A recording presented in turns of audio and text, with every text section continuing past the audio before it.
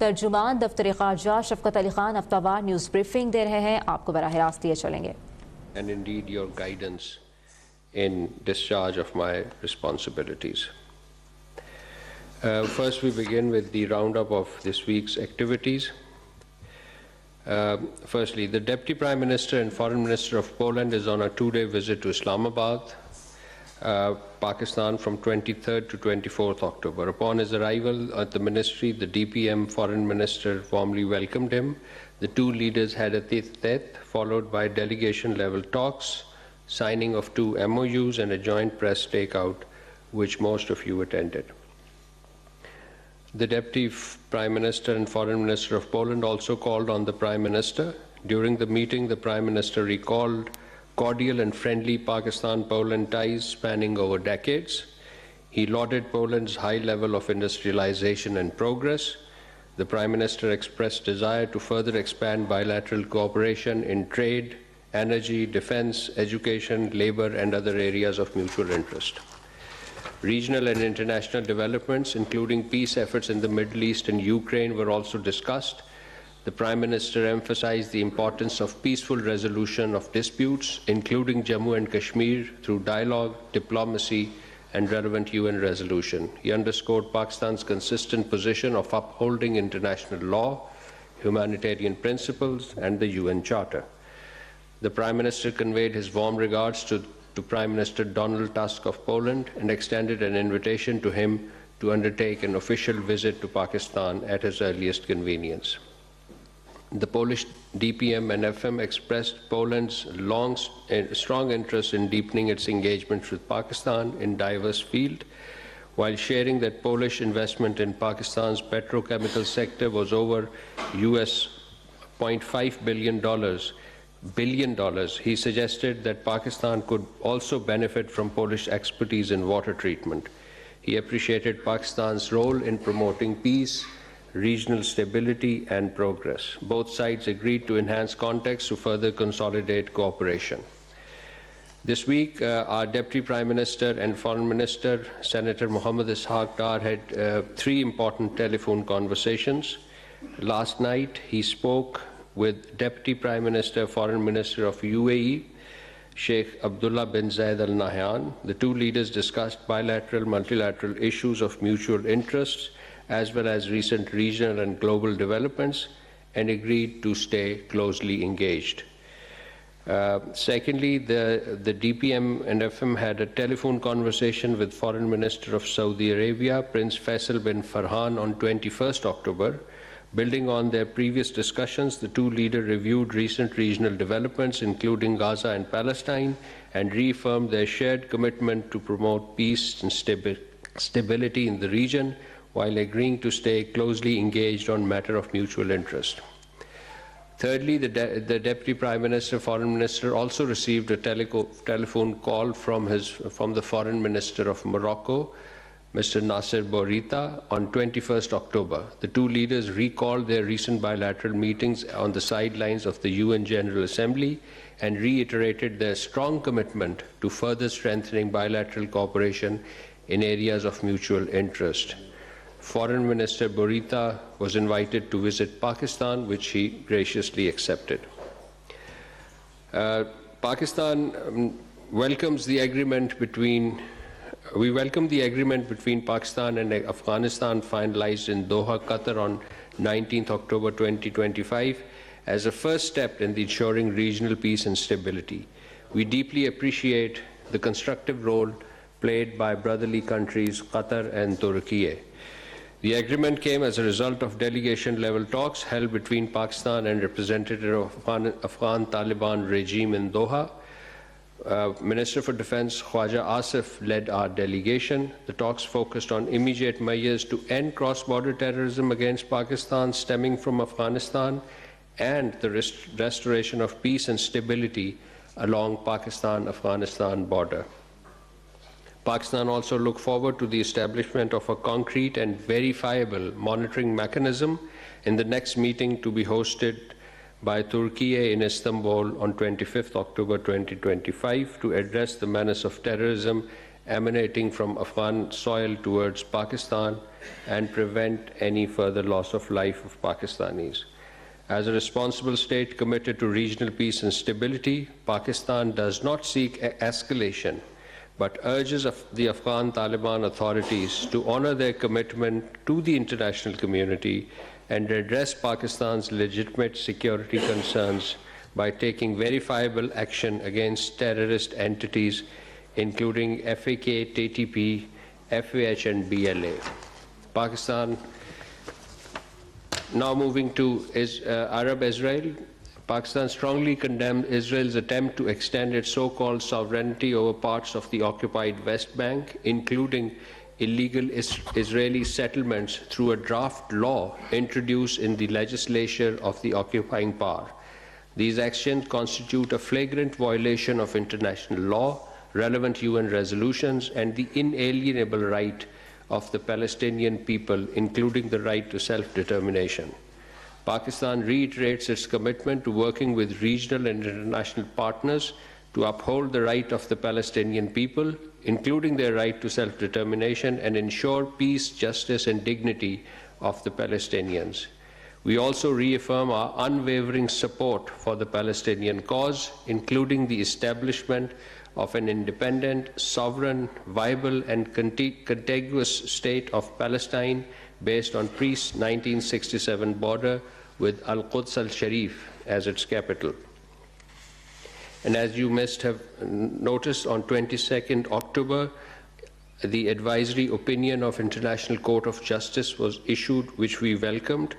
The advisory opinion was on the obligations of Israel in relation to the presence and activities of the United Nations and other organizations and third states in relation to the occupied Palestinian territory. The ICJ has unequivocally established that Israel, as the occupying power, is under legal obligation to facilitate and not obstruct humanitarian relief operations by the United Nations and its entities, especially by the United Nations Relief and Work Agency for Palestinian Refugees in the Near East, UNRWA.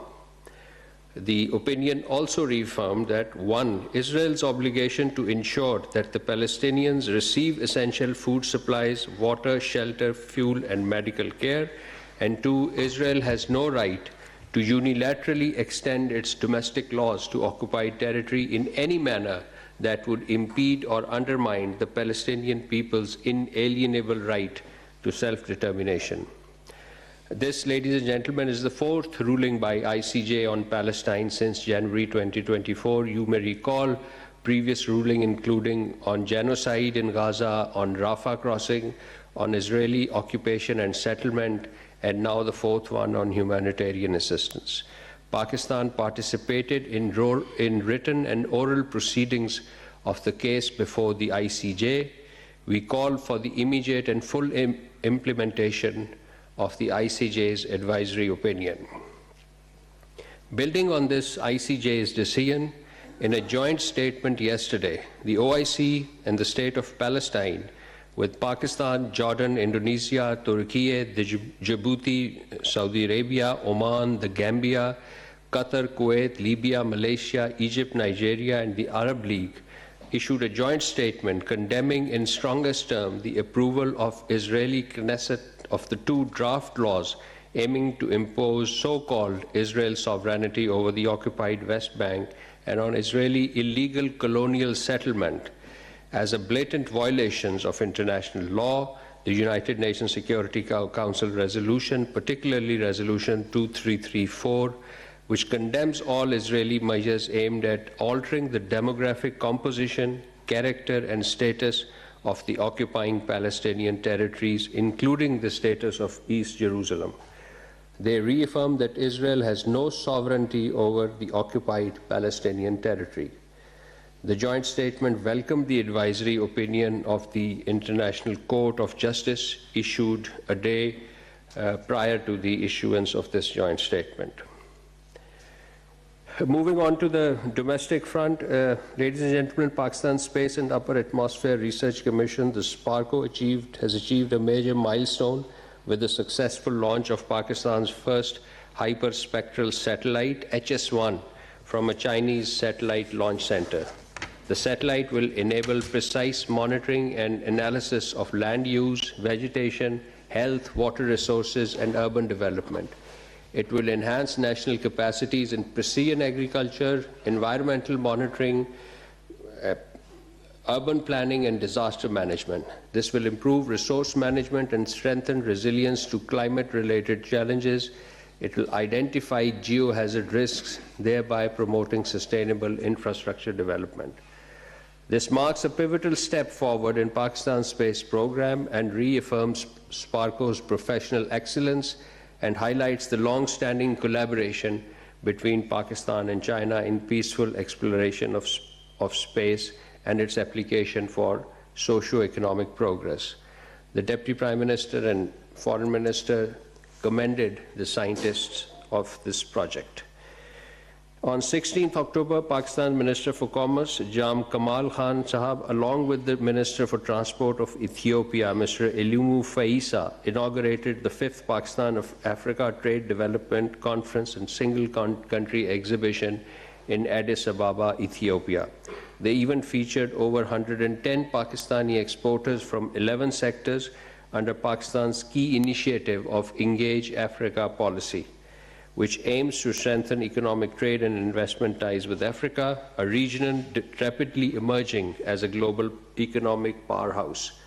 On sidelines of the event, the Minister of Commerce held a bilateral meeting with the chairperson of the African Union Commission, Mr. Mahmoud Ali Yusuf, at the headquarters of the African Union in Addis. The two leaders resolved to work towards institutionalizing cooperation in the field of agri-tech, food security, healthcare, education skills development, trade and investment. The chairperson of the African Union was extended an invitation to visit Pakistan, which he gladly accepted. Pakistan, ladies and gentlemen, took part in the 19th mid-term ministerial meeting of the Non-Aligned Movement held from 15th to 16th October in Kampala, Uganda, under the theme Deepening Cooperation for Shared Affluence. The Pakistan delegation was led by our Special Secretary for Multilateral UN Affairs, Mr. Nabil Munir. In Pakistan's national statement, Special Secretary Nabil Munir emphasized NAM's vital role in promoting peace and development amid global challenges, including the unresolved disputes of Jammu and Kashmir and Palestine and the climate crisis. He reaffirmed Pakistan's support for NAM's principled stance on the right to self-determination for people under foreign occupation and condemned rising Islamophobia and war rhetoric in South Asia. On the sidelines of the meeting, Special Secretary Nabil Munir held a meeting with the Foreign Minister of Uganda and other NAM leaders. The meeting concluded with the adoption of Kampala Declaration and a comprehensive outcome document which recognized Pakistan's contribution to peace and stability in the Middle East. And finally, ladies and gentlemen, Pakistan this week conveys its heartiest congratulations to Her Excellency Madame Saneh Takaichi on her election as the Prime Minister of Japan and on the appointment of His Excellency Motegi Toshimitsu as the Foreign Minister of Japan. We look forward to working closely with Japan to further strengthen the enduring friendship and cooperation between the two countries. I thank you all, and I now open the floor for question answers. Islamabad में तर्जुमान दफ्तर ख़ारजा ताहिर अंद्राबी की हफ्तावार news briefing. कहा उन्होंने कि दोहा मुज़ाकरात के तहत अफ़गानिस्तान की सूरत हाल पर नज़र रखे हुए हैं।